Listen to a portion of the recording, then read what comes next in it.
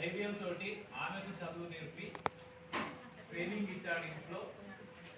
తద్వారా ఆమెకు 17 ఏళ్ల వయసు వచ్చేసరికి, అంటే 1847లో ఆమె స్కూల్ స్థాపించింది. At the age of 17 she has become a teacher for established a school for the ladies, that to girls.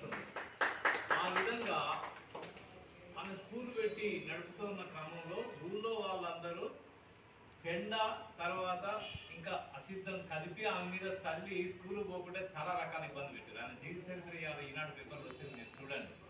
వాళ్ళ భర్తను ఈమె ఇద్దరిని ఆమె బ్యాగులో 2 ఇంకొక శారీ ఎక్స్ట్రా తీసుకుపోయి ఇది తీసి పక్కకు పడేసి స్కూల్లో ఇంకో శారీ కట్టుకొని పిల్లలకు చదువు నేర్పింది.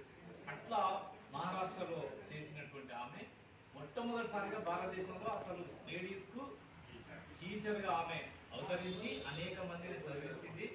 తద్వారా వాళ్ళిద్దరూ కలిసి పెద్ద ఎత్తున స్త్రీ లేదా బాలికా విద్య కోసం కృషి చేసినటువంటి మహనీయురాలు.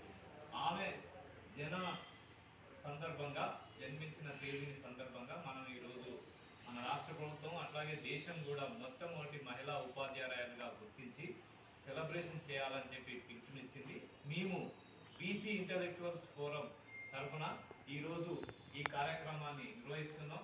బీసీ ఇంటలెక్చువల్స్ ఫోరానికి స్టేట్ సెక్రటరీగా ఉన్నటువంటి డాక్టర్ పూలపాటి రమేష్ గారు, అట్లాగే డాక్టర్ రాధిక గారు, అట్లాగే ఇంకా బీసీ ఎస్సీ ఎస్టీ జేఏసీ ఉమ్మడి వరంగల్ జిల్లా చైర్మన్ ఉన్నటువంటి చందా మల్లయ్య గారు, అట్లాగే సుమన్ గారు, పాము సత్యనారాయణ గారు, రామచంద్ర నాయక్ గారు, అట్లాగే మీరందరూ స్టాఫ్కి కూడా వచ్చినందుకు మీ అందరికీ హృదయపూర్వక కృతజ్ఞతలు.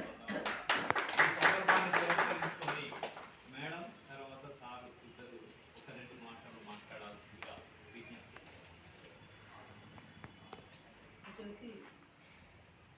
సావిత్రిబాయి పూలే జన్మదినం సందర్భంగా మనం ఈ సెలబ్రేషన్ చేసుకుంటున్నాము. యాక్చువల్గా మహిళల్ని చాలా ఎంకరేజ్ చేస్తుంటాము అన్ని సేవా కార్యక్రమాల ద్వారా. సో మనం అది గుర్తుంచుకొని నెక్స్ట్ ఫర్దర్గా నెక్స్ట్ జనరేషన్స్ కూడా ఇది తెలిసేలాగా మనం చేస్తే మంచిది.